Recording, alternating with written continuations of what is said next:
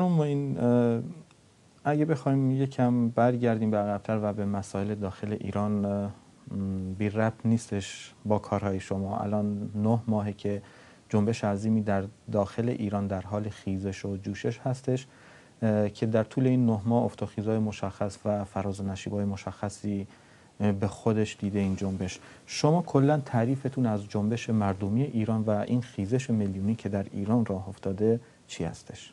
دید شما به نسبت این اعتراض مردمی ایران میتونه چی باشه؟ ببینید، اولا که من بگم من سیاستمدار نیستم، من خواننده‌ام، ولی خب به هر حال نمیتونم بگم که از سیاست بدورم. این اگر من بگم که خیلی فکر میکنن این مسئله سوء استفاده میکنن که ما خواننده هستیم یا هنرمند هستیم سیاست بدوریم. من اینو بگم که من خواننده‌ام و جدا از سیاست نمیتونم باشم و اگر گفتم باشم بدونین دروغ گفتم و دارم یا نون به نرخ روز میخورم، چون این کار نیستم. حقیقت بگم من خواه ناخواه به عنوان هنرمند وارد سیاست میشم و نمیتونم سکوت کنم و اگر سکوت کنم آدم بسیار خائنی خواهم بود. ببینید، یک جنبشی که الان راه افتاده، اینها ما میبینیم عزیزان ما هستن، بچهای ما هستن. اگر من در اون دوران فرار کردم و جونم گرفتم در رفتم، اونها هم حق زندگی دارن و ما نمیتونیم سکوت کنیم و وایسیم که اونا همینجور جونشون رو بدن و هیچ حرکتی نکنیم. اینها حقشون رو میخوان، حق اینکه حقوقشون داره پامال میشه، کوچکترین حقوق انسانی در اونجا داره پامال میشه و تا وقتی که ظلم هست مبارزه هم هست، برای مبارزه میکنن برای گرفتن حقوقشون و این مردمی که بلند شدن تاریخ نشون داده که هیچ وقت نمیشه جلوی مردم رو گرفت و اینا حقشون رو خواهند گرفت. حالا زمانش چقدر طول بکشه اصلا مهم نیست، مهم اینه که این مردم بلند شدن برای گرفتن حقوقشون و ماها که هستیم پشتیبانیشون میکنیم با جان و دل و حتما به نتیجه خواهیم رسید. شما خودتون در رابطه با مثلا همین جنبش اخیر 9 ماه در داخل ایران چه فعالیت هایی داشتید تا حالا؟ چه کار تونستید بکنید برای این جنبش؟ البته نه به اون معنا که بخواید مثلا گوشه ای از کار گرفته باشید، ولی خب هر کسی به زعم و سهم خودش مثلا تونسته باشه یه کاری بکنه. خیلی دلم میخواد خیلی کارا بکنم. اگه کاری از دستم بیاد، واقعا هر کاری که از دستم برمیاد میکنم. من دوستان زیادی دارم در ایران، بازم بهشون سلام میگم، باشون از طریق فیسبوک، از طریق اینترنت باشون چت میکنم، صحبت میکنم باشون. دانشجویانی که در کشور در جای متفاوت ایران هستن،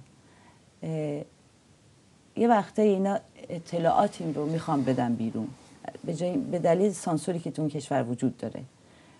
یک حکومت فاشیستی اونجا حکومت میکنه و بچه ها توی منگنه هستن و هر حرکتی رو که اونا، هر کاری که دلشون میخواد که ما براشون انجام بدیم، یک خبری رو بیرون بدیم، خبر اعدام هست، خبر کشتار هست، خبر شکنجه است، من فکر میکنم کوچکترین کاری که ما میتونیم بکنیم که گوش به زنگ باشیم، در ارتباط باشیم و این بچه رو کمک کنیم. درسته. اگه توجه کرده باشیم به این 9 ماهه اخیر ایران، زنان خیلی نقش برجسته‌ای در این جنبش 9 ماهه در ایران داشتن. بله، خیلی نقش برجسته و مشخصی داشتن. شما در این زمینه چه توضیحی دارید؟ یعنی مثل یک زن که بخواید مثلا در مورد نقش زنان در این جنبش صحبتی داشته باشید، چه صحبتی دارید شما؟ به نظرم خیلی طبیعیه که زن واکنش نشون میده. زن، مادر، خواهر، دختر، به هر حال مسئله هورمونی هستش در زن که خب خیلی آگاهش میکنه نسبت خیلی مسائل. زنها از اتفاقایی که داره بیفته خیلی سریعتر احتمالاً آگاه میشن و فشاری که به زنها اومده تو این 30 سال اخیر، خب همونجور میگم تا وقتی که ظلم هست مبارزه هم هست. ظلمی که به زنان شده تو کشور ما مضاعف بوده و اینه که زنها واکنش بیشتر نشون میدن. البته من نمیتونم بگم که آقایون واکنش نشون نمیدن. اینها واقعا دارن با هم کار میکنن. من یه بهترین خبری که شنیدم، بهترین چیزی که خوندم این بود که سازمان مردان فمینیست، مردهایی که واقعا شرمشون میشه که اگه بگن تو 2 برابر زنی، آخه معنی نمیده، خیلی توهینه به مرد به نظرم. وقتی به یه مرد میگن تو 2 برابر زنی، خب باید خجالت بکشه، چیز قشنگی نیست. چرا مثلا 2 تا معده داره؟ معنیش چیه؟ خب مردای ما هم تو ایران دارن مبارزه میکنن علیه این توهینی که بهشون میشه واقعا توسط یک مذهب، یک قوم که هیچ چیز علمی نداره، اصلا معنی نمیده. انسان با انسان برابره. از تو خونه ها اومدن، یعنی یکی دختر پسر به دختر پسر شکاف میندازن تو خونه. این چه فرهنگیه که از توی خانواده شکاف میندازن که پیوند خانواده ها رو از هم گسیخته میکنن و هیچ اتحادی نمیذارن بین مردم به وجود بیاد. و من فکر میکنم مردان و زنان، پسران، دختران و همه با هم دارن کار میکنن و خب خودشون میگن.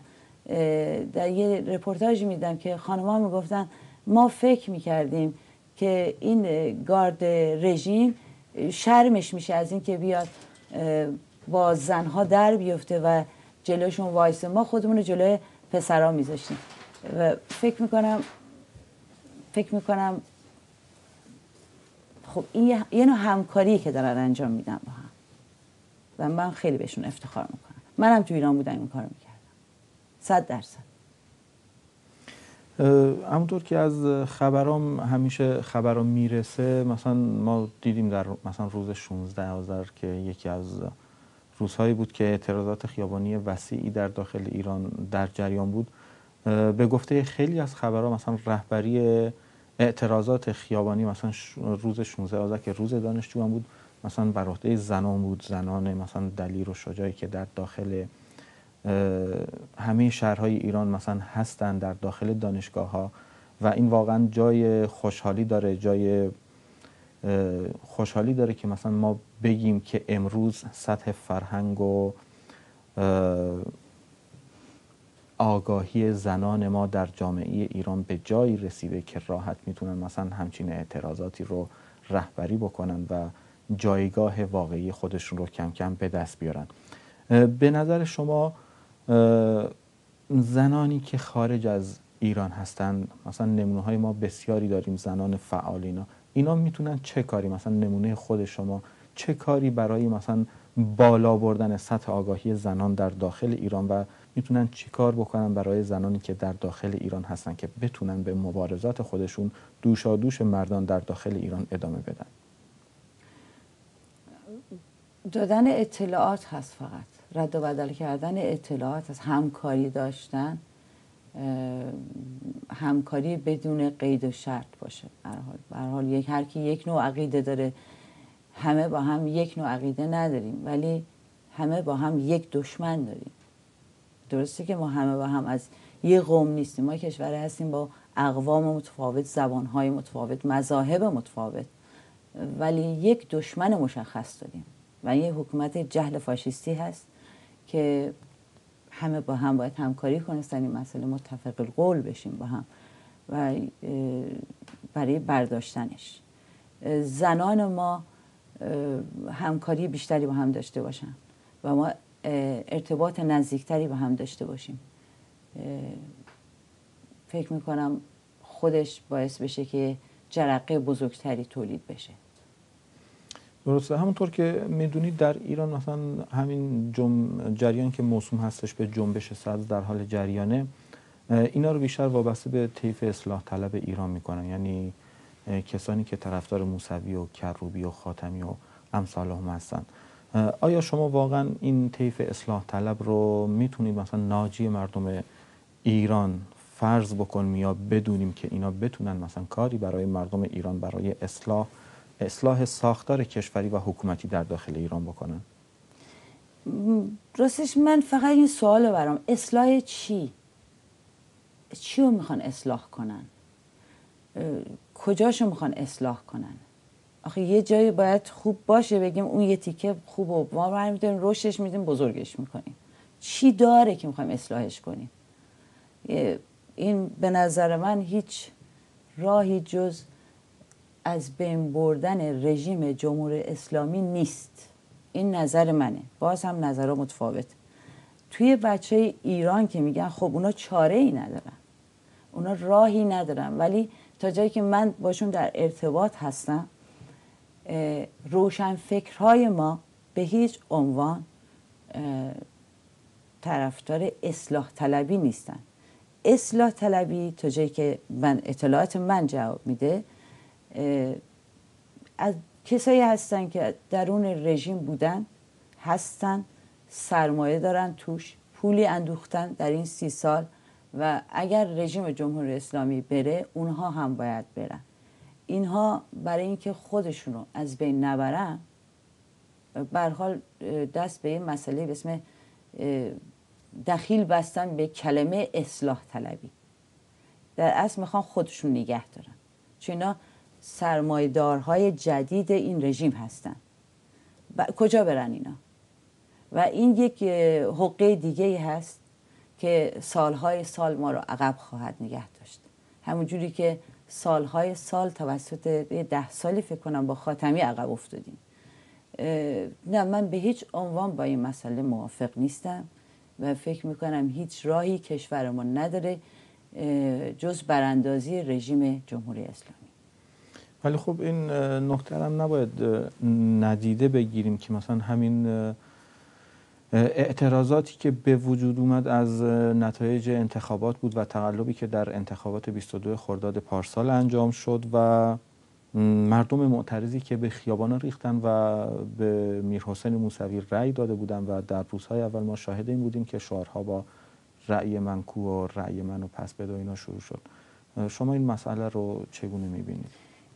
من دقیقا توی این جریان هستم که مردم اول شروع کردن رأی من کو.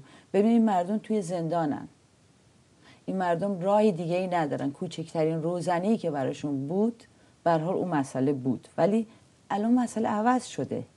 9 ماه گذشت، چه اتفاقی افتاد؟ چقدر ما کشته دادیم، چقدر بچه ها تو زندانن، چقدر دارن میترسن بچه ها. اگه چیزی توی اینترنت یه جایی نوشتن چقدر میترسن و اینا.